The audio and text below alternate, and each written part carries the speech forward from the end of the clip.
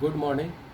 मैं Rajiv Dubey, department of history, intermediate, Jamshedpur cooperative college, Jamshedpur.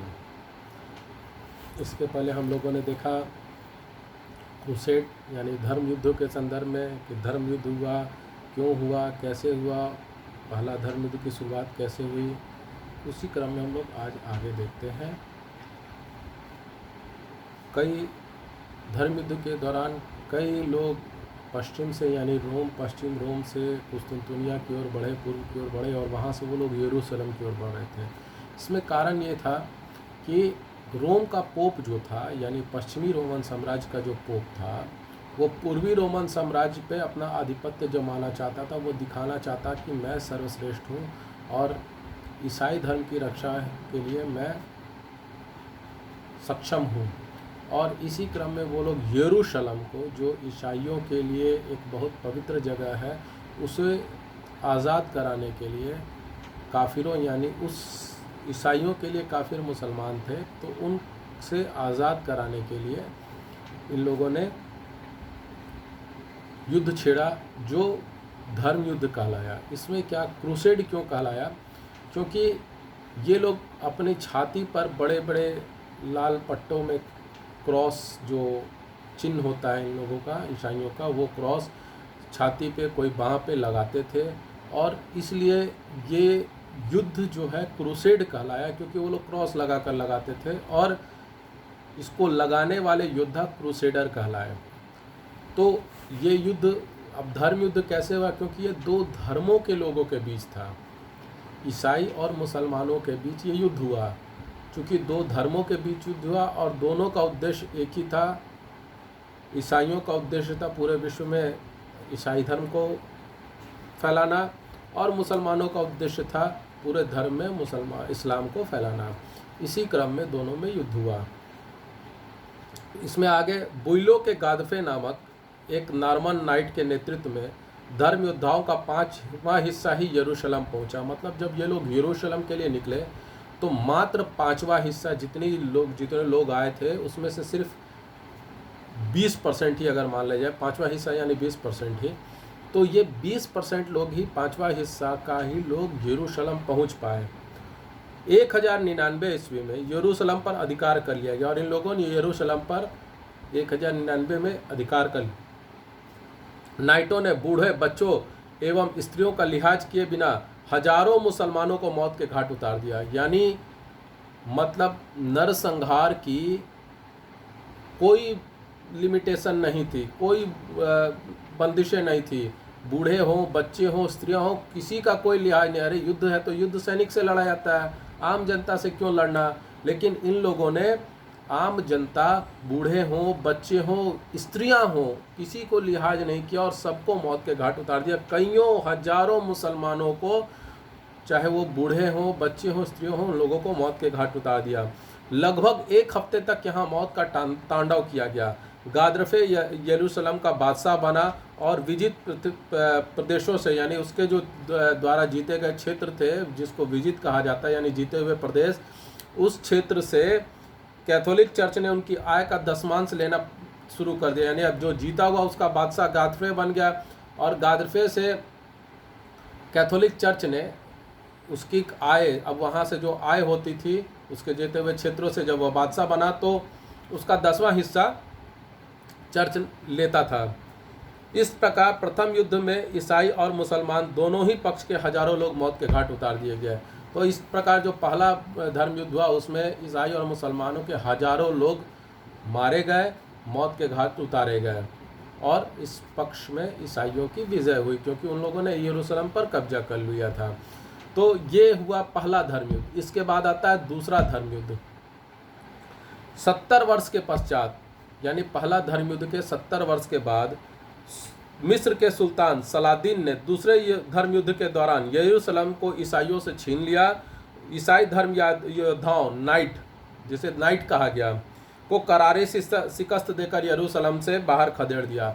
यानी पहले धर्म युद्ध के बाद जब दूसरा धर्म युद्ध आरंभ हुआ तो मिस्र के जो शासक थे, सुल्तान थे सलादीन, उन्होंने यरूशलेम से ईसाइयों को खदेड़ दिया और यरूशलेम पर कब्जा कर लिया। यरूशलेम को छीन लिया उन लोगों से, ईसाइयों से। और धर्म युद्धाओं जो नाइट कहे जाते थे ईसाइयों के, उन लोगों को करारी शिकस्त देकर यरूशलेम से भगा दिया। फिर आता है तीसरा धर्मयुद्ध।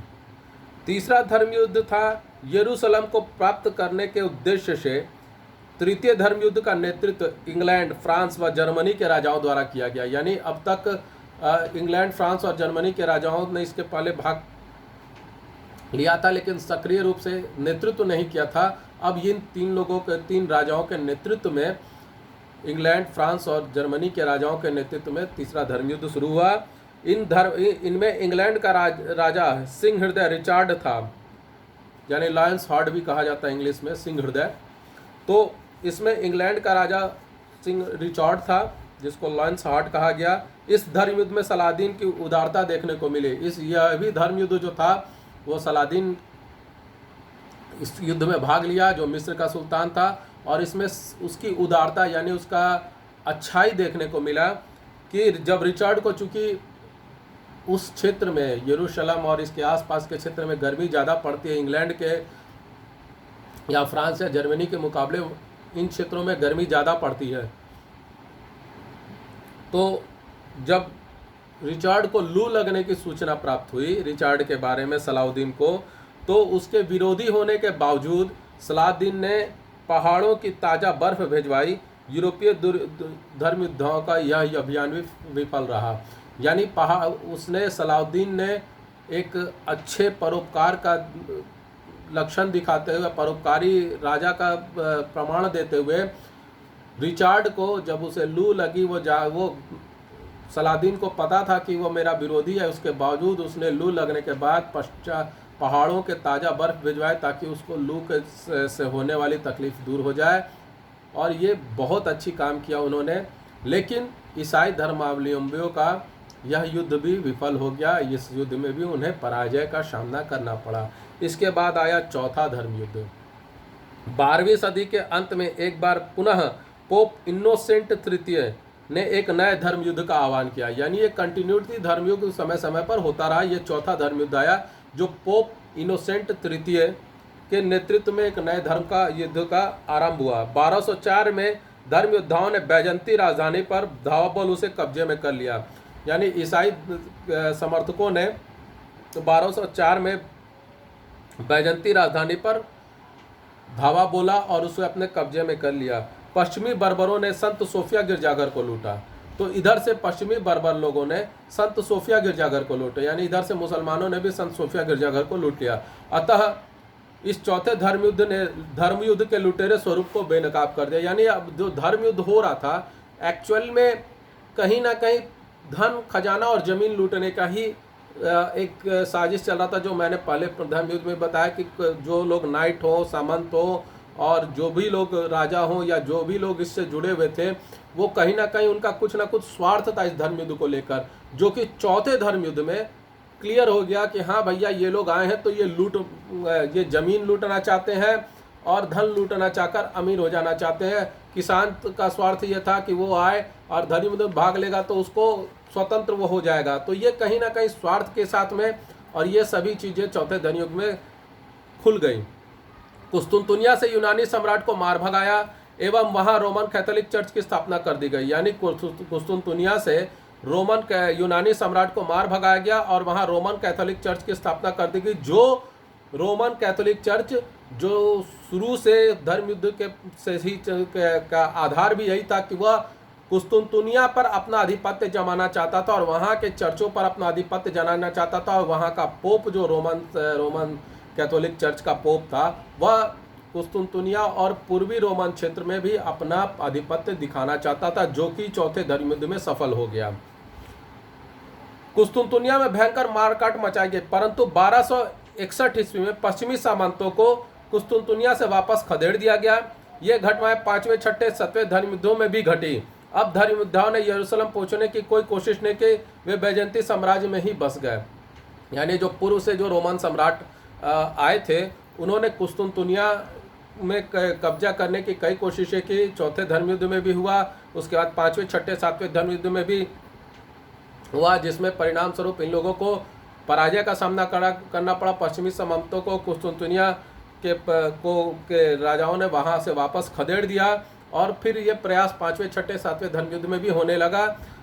और ये लोग अब सिर्फ बैजंती साम्राज्य में ही अब अपने आप को स्थिर कर लिए, पश्चिमी साम्राज्य के लोग, और अब वहीं तक सिमट गए कुस्तुनतुनिया। अब ये लोग 7वें धर्म युद्ध के बाद नहीं पहुँचे। 8वां और अंतिम धर्म युद्ध, टोटल 8 धर्म युद्ध हुए थे क्रूसेड में, जिसमें यह 8वां और अंतिम धर्म युद्ध था। अब जब 8वां धर्म युद्ध आया तो कंटिन्यूटी 150 साल 200 साल के अंतर में आप लगातार 8 बड़े बड़े युद्ध लड़ रहे हो, तो आम जनता, योद्धा सभी धीरे धीरे तंग आ चुके थे, युद्ध से एक ऊब चुके थे।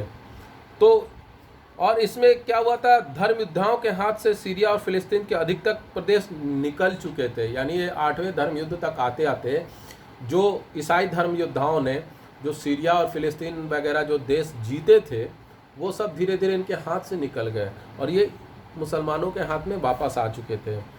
8वें धर्म युद्ध में पश्चिमी सामंतों द्वारा मुस्लिम प्रदेश के अधिकृत सभी प्रदेश वापस मुस्लिमों को प्राप्त हो गए थे। 8वें धर्म युद्ध के समय में जो भी पश्चिमी सामंत ने या पश्चिमी रोमन साम्राज्य के लोगों ने, योद्धाओं ने जो प्रदेश जीते थे, जो राज्य और देश जीते थे, वो सभी मुसलमानों को वापस मिल चुके थे। वो मुसलमानों ने इस धर्म युद्ध में वापस ले लिया था।